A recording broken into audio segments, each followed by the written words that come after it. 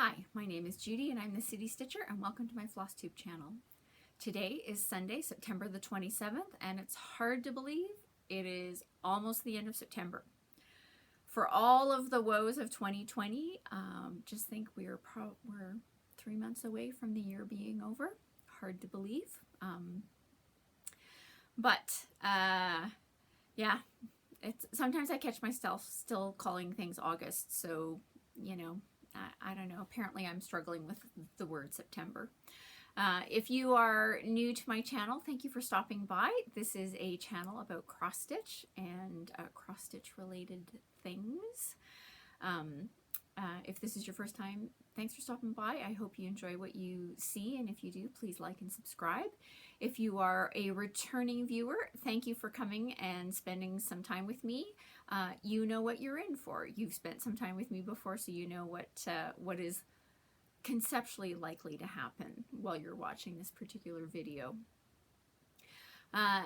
The topic for this week is courtesy of my lovely viewer Denise. She asked a question about variegated floss, which tied into a question that I asked you guys to comment on. So a few of you did, and we're going to talk about that in a bit. As usual, I'm going to go through a whole bunch of things, and we're going to do our topic at the end, in case there's always a few of you that really, you just want to see the stitching and not the rest of it, which is totally fine. So we're going to do that stuff first.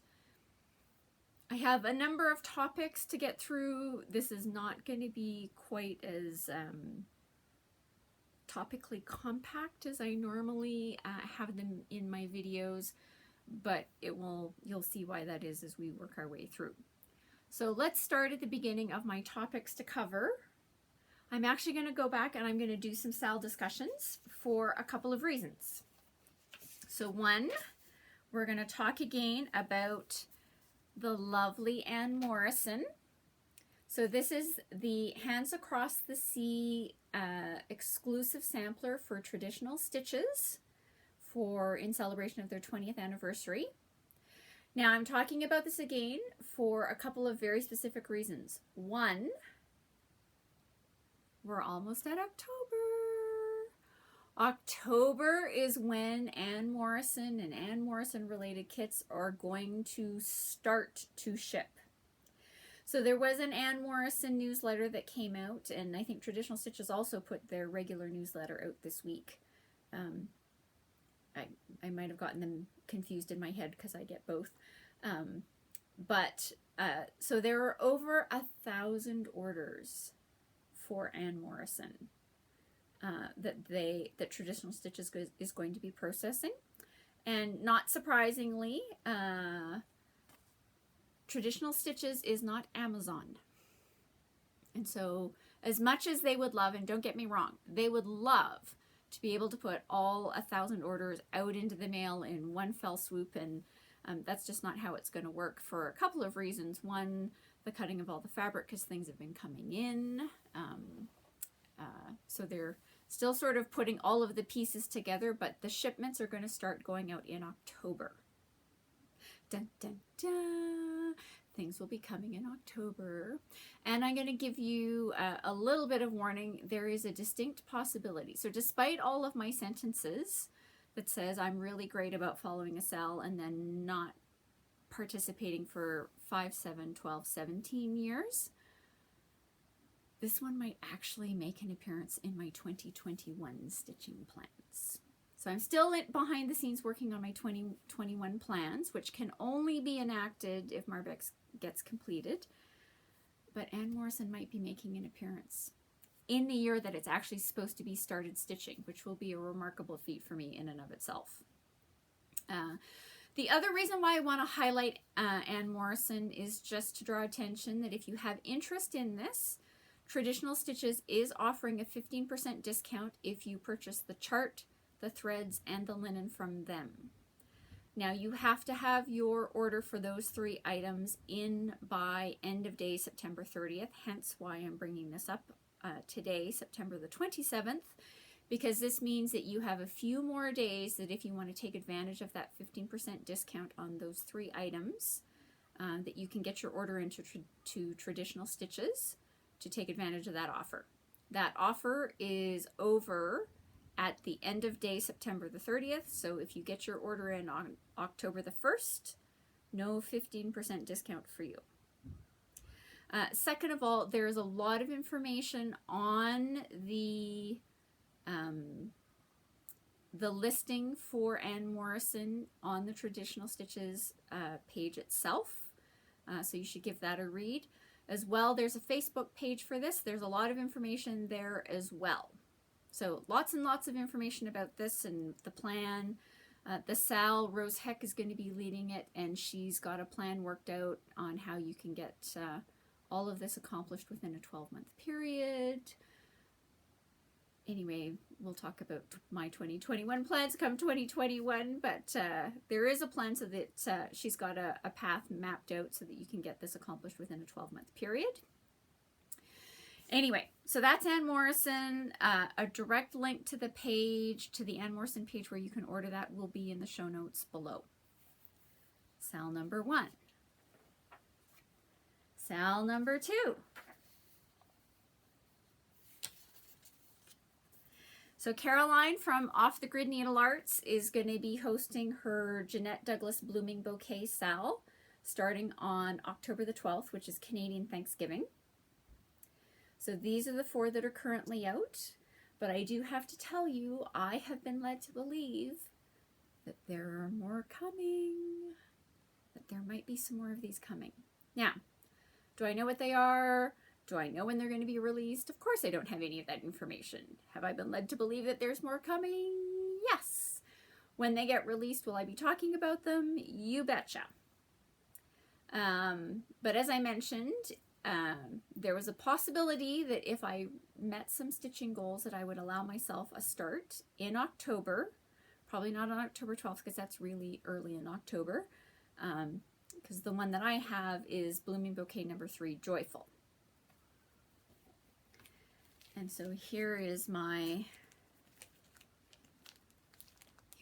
chart.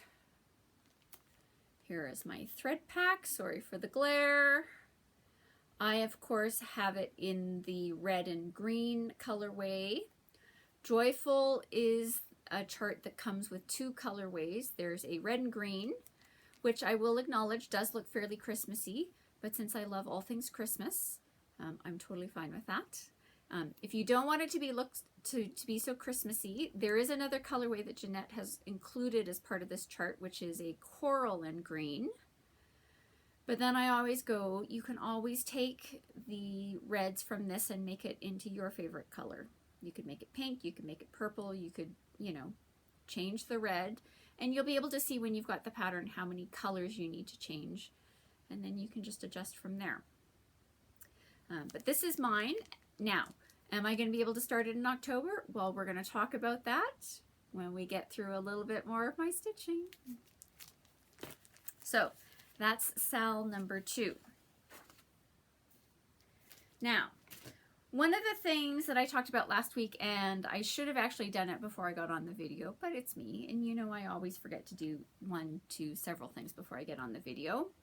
But I did want to talk about it because I ended up talking about it with a friend of mine, saying this. So I was talking about how much fabric you leave and that I had left more on, this is Fairy Winter Dream, and so that I had left more on each of my sides than the regular 3 that everybody says to leave for framing. Did I measure it before I got on last week's video? Of course not. Did I measure it when I got off of last week's video? Of course, because that's the time when you're supposed to do those things. So I can tell you, because I've now officially measured, that I have left myself 4 inches on each side of this because I truly, truly love this fabric. And I expect when I go to frame this that I will probably have quite a large border of this fabric showing around her because I love this fabric and I love how she looks on this fabric.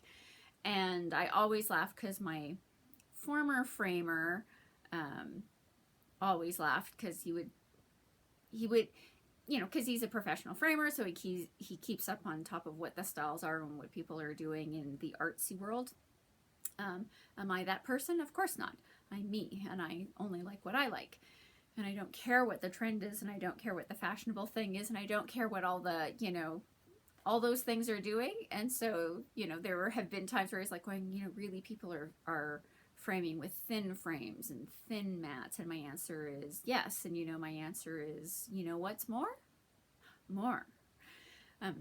So I do tend to do that with my framing. I like bigger mats. I like bigger moldings. I like more space. Now, is that on everything? Not necessarily. It depends on the size.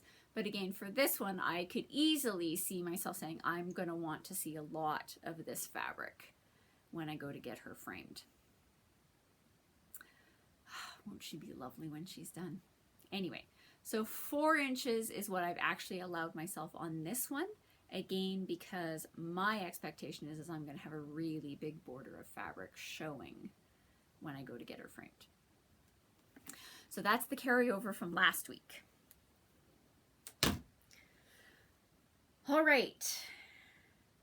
What did I stitch this week? Well, it will come as a gigantic surprise. Marbeck.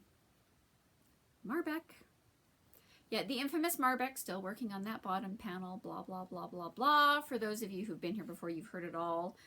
If you're new, this is a 5-panel nativity scene. 3 of the panels are complete. I'm working on the center panel, which has 2 patterns. I'm working on the bottom half right now, which is this one. So I'm just going to show you where I got to this week.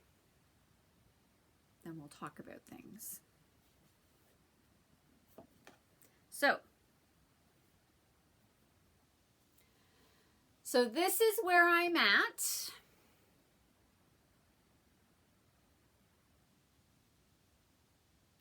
And now I'm going to confess. I did not accomplish my goal for this week. I'm short by about an hour. So let's talk about what happened. So while I was looking, so part of the original goal was that for sure that Joseph was going to be entirely complete. Joseph is not entirely complete. Let me get my little pointer thing. So I did get all of the back stitching of his head covering, the Kreinik back stitching that goes along here. Clearly got the back stitching in the face done. Hard to tell, but there's actually back stitching in the beard. It's actually back stitching that is done over top of full crosses, which, don't get me wrong, even when I looked at the pattern, I went, what's the point of that?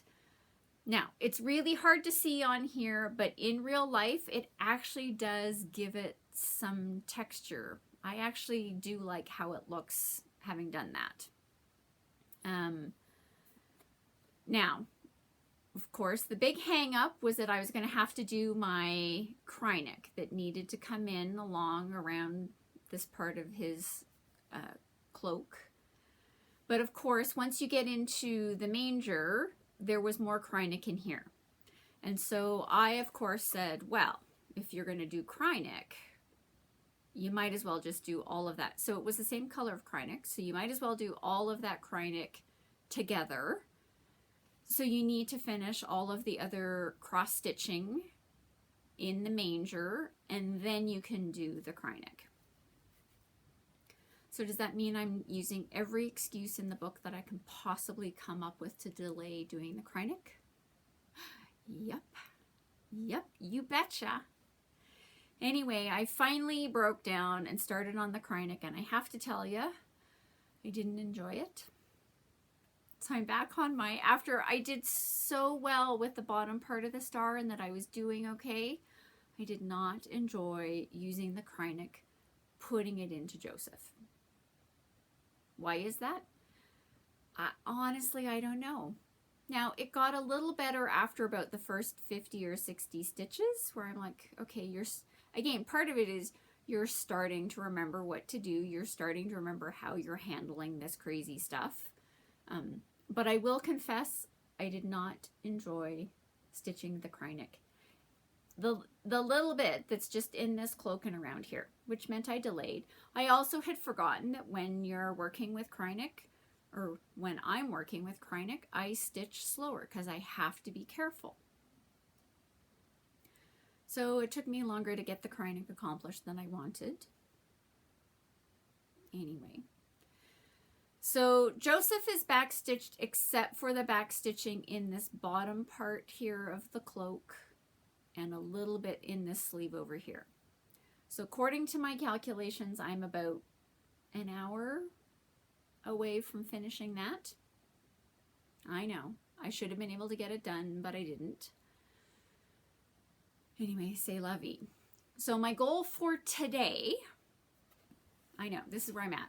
So my goal for today, particularly tonight, is to sit down and buck up and finish Joseph and get this backstitching done. And then start on, there's backstitching for the hay that technically goes all around here. But because I don't have Mary, I won't do this side. So I'm just going to do the backstitching around here. So it's going to be a backstitchy evening.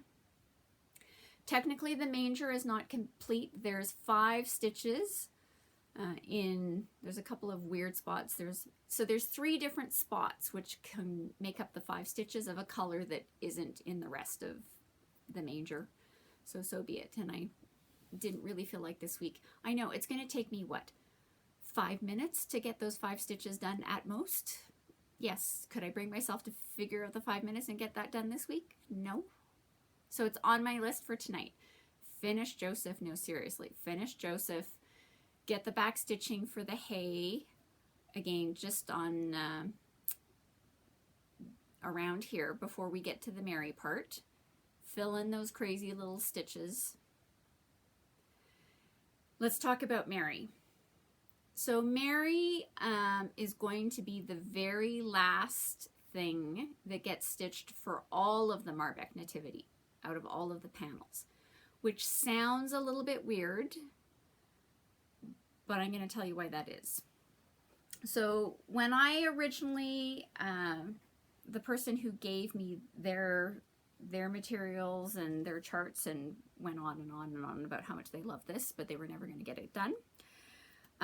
They made a comment to me that they felt that the colors in Mary weren't quite right. Now, my recollection is I think that they think she should be more blue and have less of this green color. But before I stitch Mary, I want to have that conversation with the person who is the intended recipient. But I don't want to have that conversation until I'm really close to a finish. And I have got a long, long way left to go on this thing. So I'm not prepared to have that conversation yet. So my goal before I have that conversation is the entire center panel has to be complete other than the stitching of Mary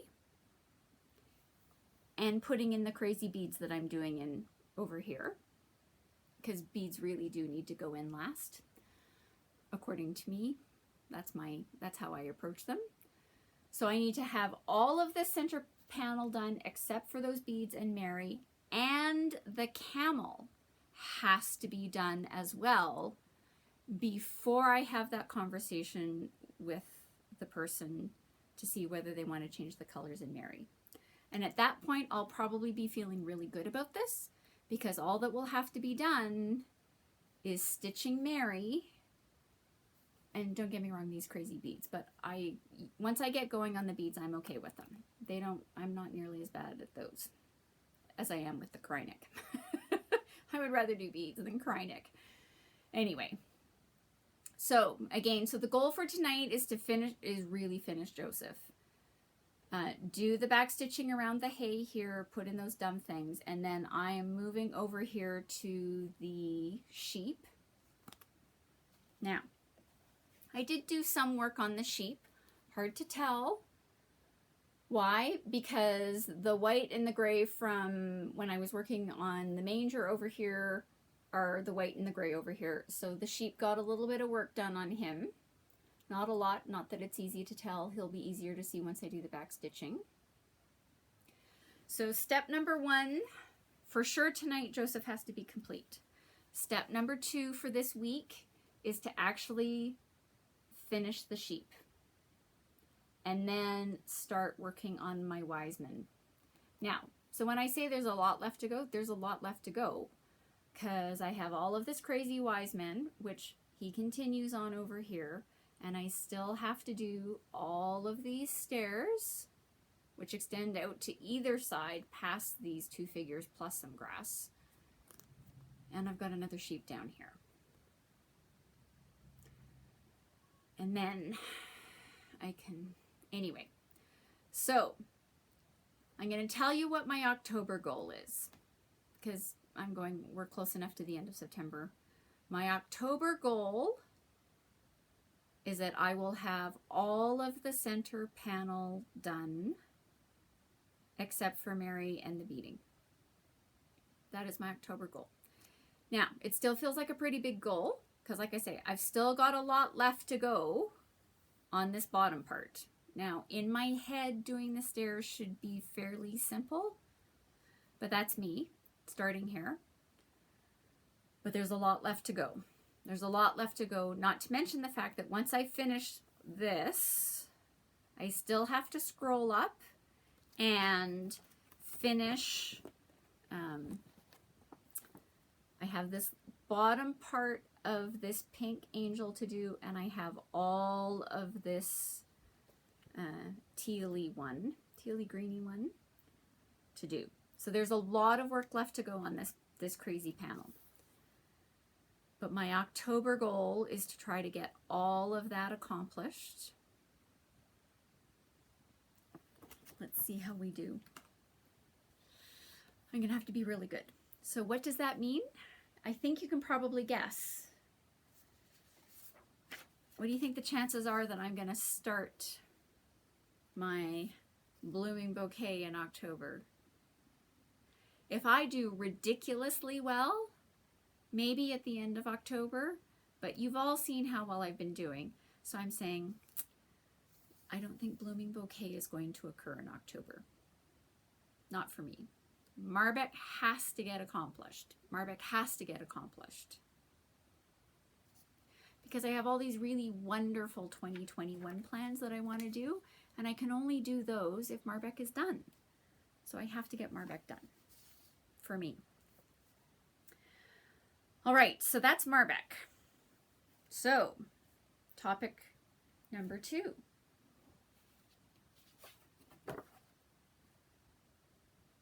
You know, before we get into topic 2, this is where we're going to veer off a little bit.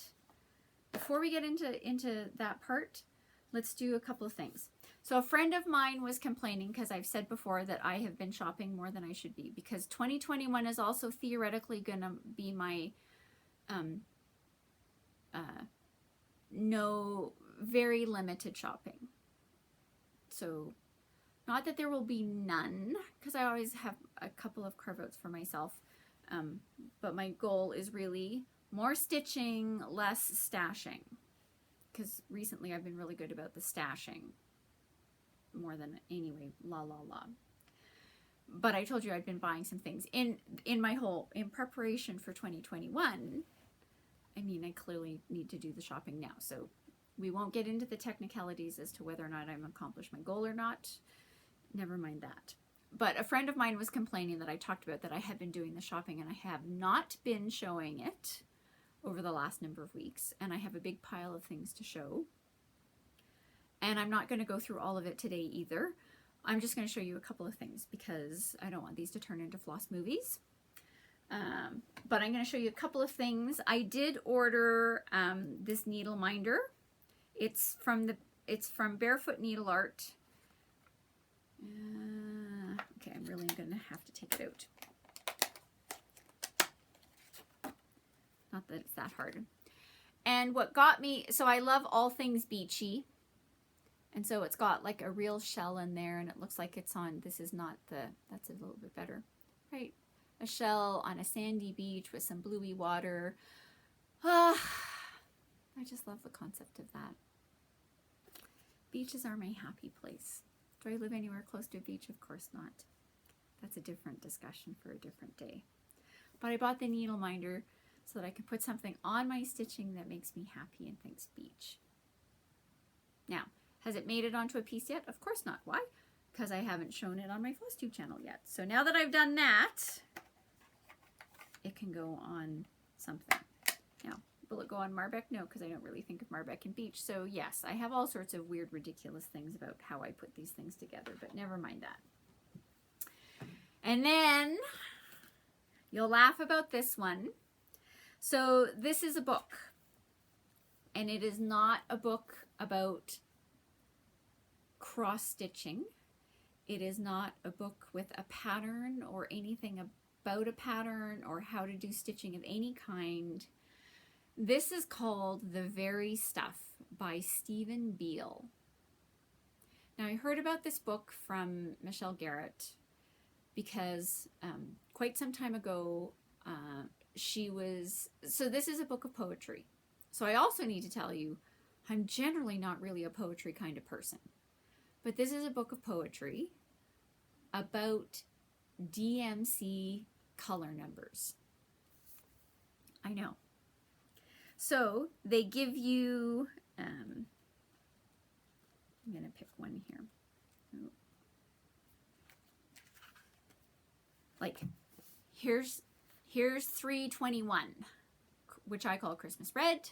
So it gives you this tiny little swatch of color up here at the top with the DMC color number. And then there's a poem about that color.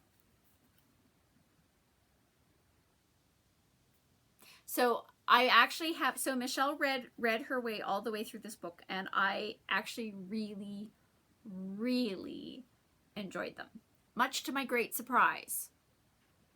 So I also need to caution you that this is a book that is out of print. Now, it can be found on some Book Depot things, and it sometimes comes up on eBay. Did I pay a little bit more for this than I wanted? Yes, because I was tired of looking for it. I just went, I need to be done searching for this. I just need to acquire it. So I found a spot where I was okay with the price. Still felt I could have done a little better, but went tough luck, and I went ahead and bought it. And even since I've got it, I've been reading a couple of the poems. I really do like them. I know it makes no sense. I'm not really a poetry person, but I'm showing this as part of my haul because in my head, this is stitching related haul. I know. Anyway, so that's the haul that I'm going to show this week. Yes. Do I have piles still going on of things that I need to show? Yes. But we have other things to talk about this week. There's always time to show a haul at some point. Okay, so next I'm going to talk about free charts. Sorry, I just need to get a little bit more organized over here. So I'm going to talk about Heartstring Samplery. Now, you've heard of Heartstring Samplery if you've heard of the charts like His Eyes on the Sparrow or Consider the Lilies, which are these gigantic charts. I think she's also the one that does the one about first I drink the coffee, then I do the things, or something like that. Anyway, Heartstring Samplery. But she's actually got quite a number of free charts on her page as well. And so as usual, I will put a link directly in the notes that will directly take you to where those free charts are on the Heartstring Samplery page. But I'm going to highlight a couple of them just because we're coming up into October, which is when Canada celebrates its Thanksgiving Day. And this means it's way in advance of American Thanksgiving, which is in November. And so this is from Heartstring Samplery, and it's called Thankful Every Day. So it has the word thankful. It's got these pumpkins in a variety of colors and a basket, all very lovely, not terribly complicated. Now, could I get this accomplished for Canadian Thanksgiving? Yes, I could if I didn't work on Marbeck. So that's not going to happen this year. But you know, my thing is, when you come across a free chart, you download that thing when you come across it, because it may not always be around. So, have I downloaded this? Of course. Yes, this is in my collection. So that's a fall Thanksgiving, although technically every day's a good day to be thankful. But with the pumpkins, I go fallish. And this is a fall one where I can handle the concept of it. So there's that too. That's also why I like that one. And then, you know, because I'm the Queen of Christmas. So this is the free Christmas one that she has that says, I will honor Christmas in my heart. Oh, and try to keep it all the year, which is from A Christmas Carol.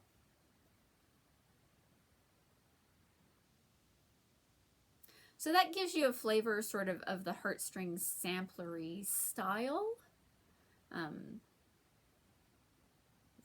With Heartstring Samplery, I am fairly selective. So, you know, like those big ones I talked about, His Eyes on the Sparrow and Consider the Lilies. They're very nice. Do I own those charts? No. Will I ever buy those charts? I don't think so, for the real reason that I don't think I would ever really stitch them. So I can appreciate them, and I can appreciate all the work that goes into them, and I can appreciate when people show them, but it's not a chart that I myself am going to necessarily stitch. Now, do I have other Heartstring Samplery charts? Yes. Do I have a couple of her freebies? You bet. So that's the free chart, the featured free chart for this week. Again, the link directly to the her free pattern page on her site will be in the notes below. Again, as usual, I did check before I came on to record this, so I think she's got about 12 patterns on there that you can download for free, including the one that she did for the Be Kind, right when we were all starting to do the lockdown for COVID. All right, so let's talk about, this is where we're going to get into variegated threads.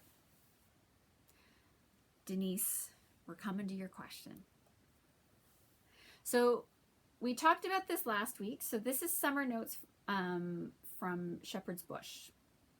And I showed this because I had started this as part of my mania, and I had stitched all of this lake with the called for Weeks Dye Works Blue Heron. And when I hauled it out last week to stitch on it, so I'd been debating and said, like, no, wrong. And then I went, you're too close to it, waited like since May, hauled it out, took one look at it and said, no, you cannot live with that lake looking the way it is. And so my stitching time last week, which I was going to spend on Summer Notes, actually turned out to be unstitching, also known as frogging. And so I will show you where I'm at on Summer Notes now. And you're going to chuckle. Here it is. There's still no lake. Yeah. Okay.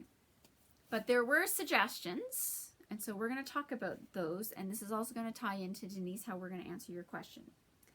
So one of the suggestions, which is a good one, and it actually came from a couple of different sources. So there was a comment that said, find a picture of a lake that you like, and then, you know, use that picture as a guide to pick the floss, which sounds really great.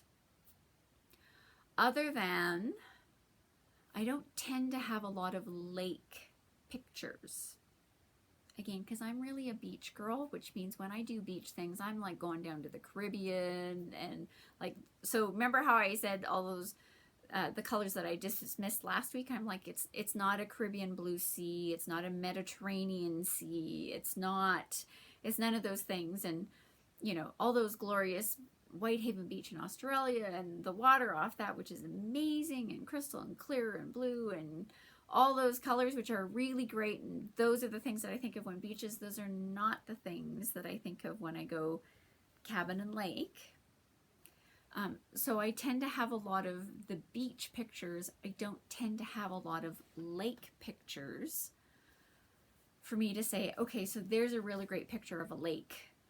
Use that. I have a lot of Caribbean pictures, which I go is the wrong color, so I can't use those.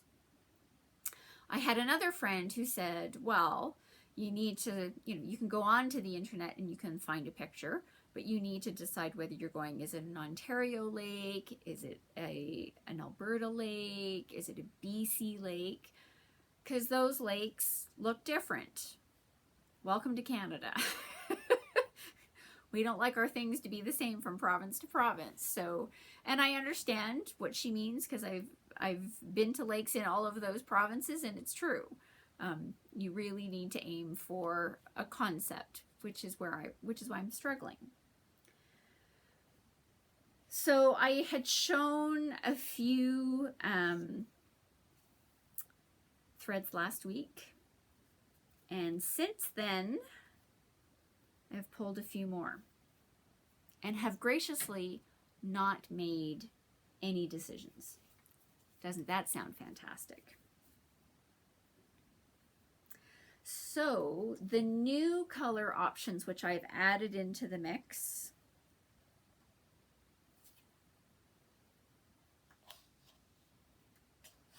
are these three. So this is Gentle Arts. I'm gonna have to, yes, Blue Jay. This is Weeks Dye Works Sky, and this is Classic Colorworks Cool Azul. Now, already, and again, so the thing is that change depends on the light. I'm back. This was a strong contender until, see, now I'm looking at it here, and in this light today, I think it may end up being too gray again. So here's what the real answer comes. Because I don't want to stitch all of this 3, maybe 4 times, I actually am going to need to stop and stitch some patches. That's the only way I'm going to be able to solve this. So I need to invest the time doing that. Now, again, holding these 3, I have to say, I'm now leaning towards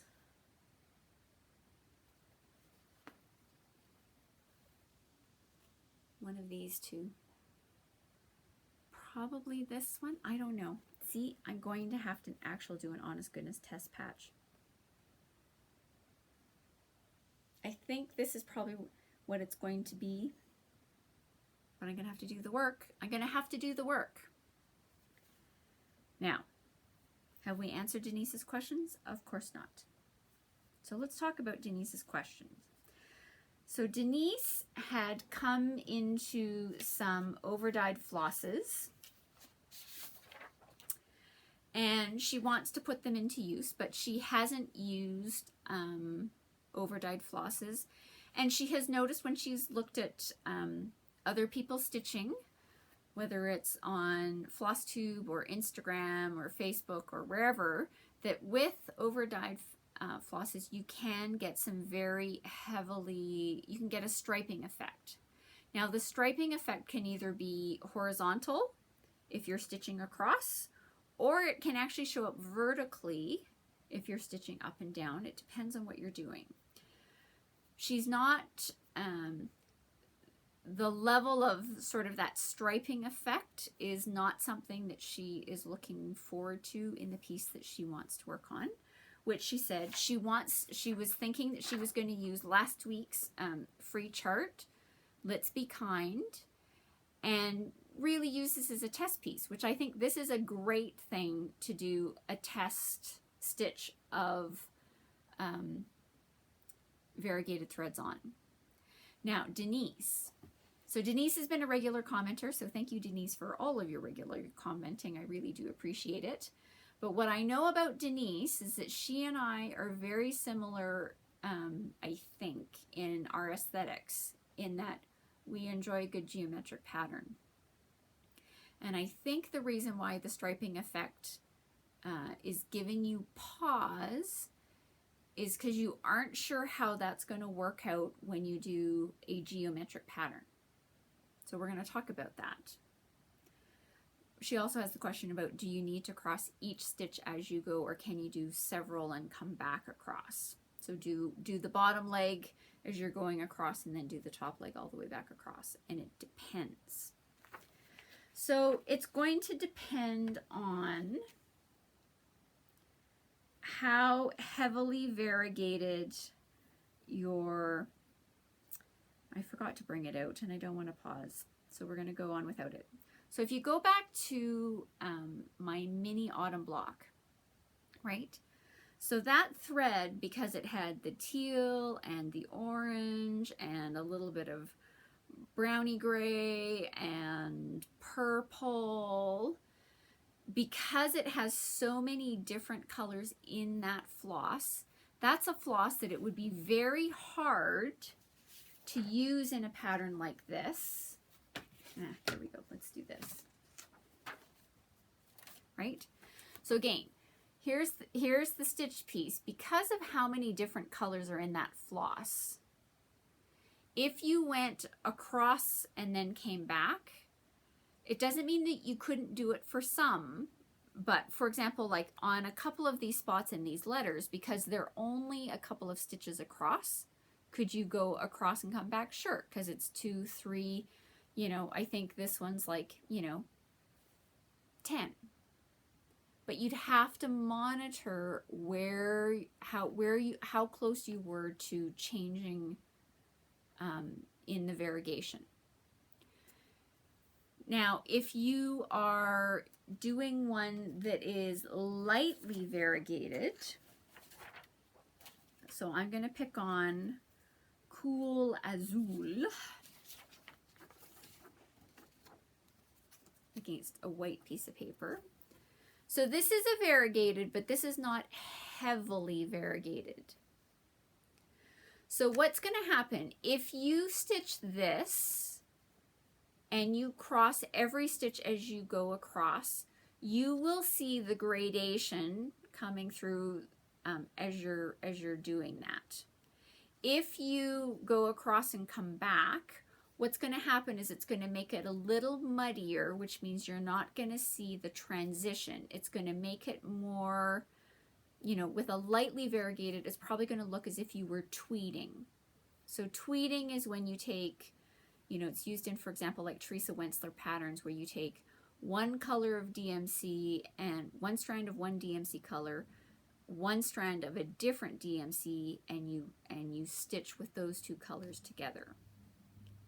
So it would end up looking more like you had a tweeding effect, which wouldn't necessarily be bad if you've got one that is lightly variegated. Again, if you've got one that's like variegated, and I'm going to pick on one where I do have one, where it's white, green, and red.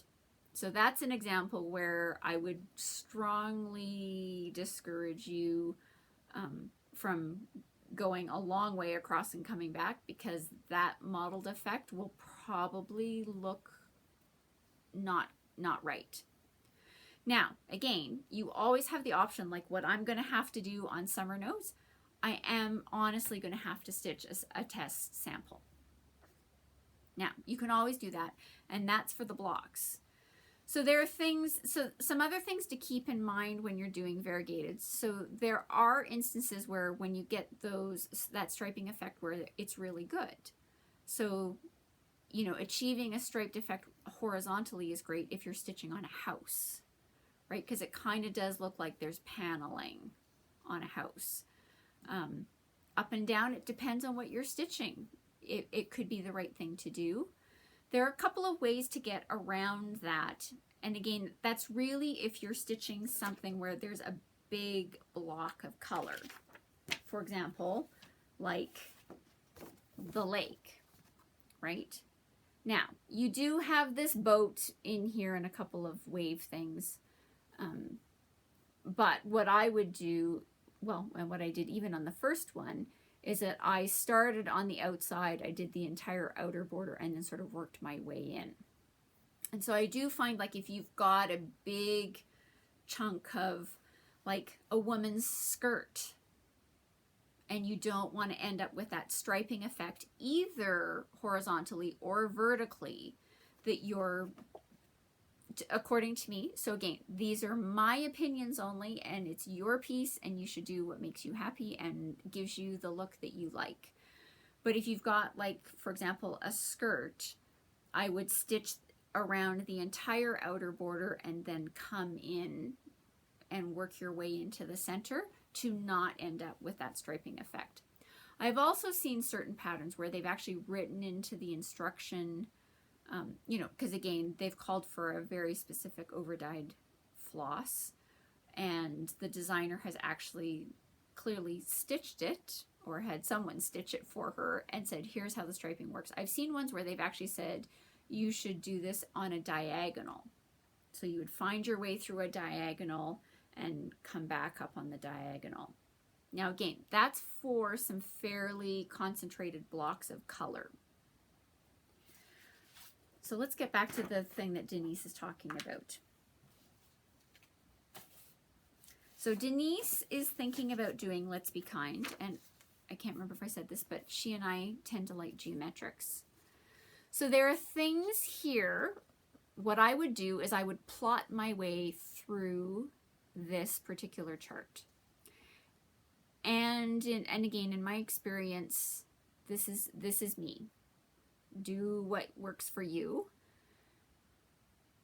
I like my things to be balanced and symmetrical, which is why I like a good geometric pattern. When you're using the variegated, you do kind of have to plot your way across as to how you're going to achieve that, because I'm going to end up wanting things to be symmetrical between the top and the bottom. So for me, step one, I start in the middle. Why? Because you can choose your variegated, and when you stitch all the way across these two border line here, not to mention around this outer circle, along with the Let's Be Kind, you're going to get a really good feel for how the variegation works. And again, because these letters are not terribly big, you'll be able to get a sense of, you know, could you go all the way across this top row of the L, all the way across and come back?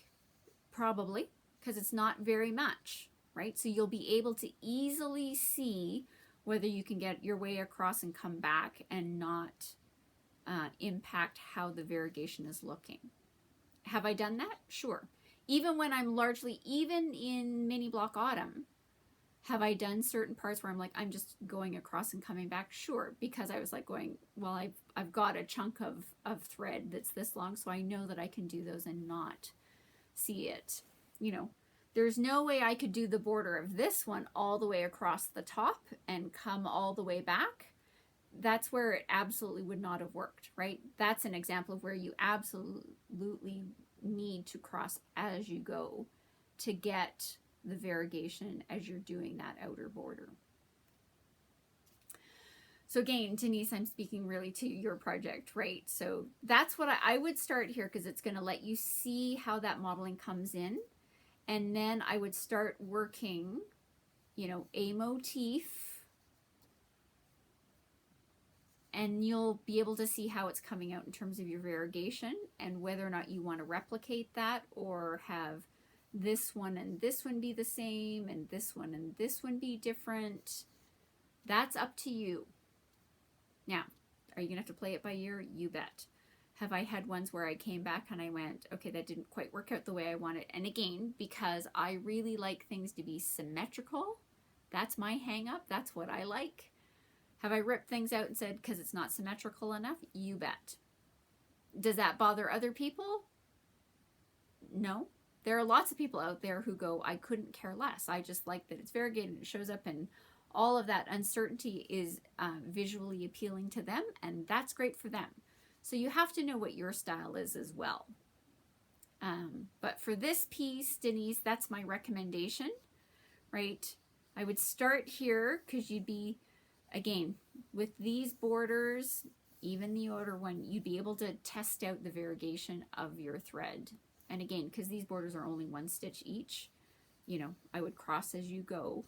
And then you can assess when you're doing these ones about how fast it's variegating when you're doing something else, because that will give you a really good sense when you start to get into these, you know, more of the motifs, whether you're going to need to be careful and watch, or if it's going to be okay based on the variegated thread that you've chosen. So Denise, I hope that helps. If not, leave another comment below, because I love the comments and the questions. I am going to let you know in advance. I'm deliberately going to show another heavily variegated piece next week. Why am I not showing it this week? It's because we're, you know, 50 minutes in and I don't want this to turn into a floss movie. But I will give you a fair warning. Next week, I'm going to show a piece that every thread that is used in it is a variegated thread. I'm also going to warn you up front, it is an out of print chart. So if you don't like seeing things where you go, thanks for showing me that, it looks absolutely lovely, it's unbelievably hard to find or come across or even get your hands on one of these things, and you don't like that, don't watch next week's episode, because you might end up really, really frustrated. So fair warning on that one, and I will put that in the topic. Well, maybe not in the topic, but I will give fair warning before I start to show it. But I am going to show another variegated one, again, where every thread that was used in the piece for next week is variegated, and I will talk about how I approached it to achieve the look that I got on it. But this is step 1, Denise, so I hope that helps. If not, tune in next week where I show something that's really variegated. All right, as I said, we're over 50 minutes, so I'm going to end there. I hope everybody had a really good week. I hope you're all staying safe. Interesting times we're living in for all sorts of reasons, so I'm just going to keep on with my, wherever you are, whatever your circumstances, let's be safe first and foremost. Safety is really important. So with that, I hope you have a really good week. I hope you and your family and your friends are all healthy and doing fine. And I hope that you're finding some time for yourself, which you can use to stitch, and that your stitching is bringing you some calm and peace in the times that we're living in. I hope to see you next week. Have a good week.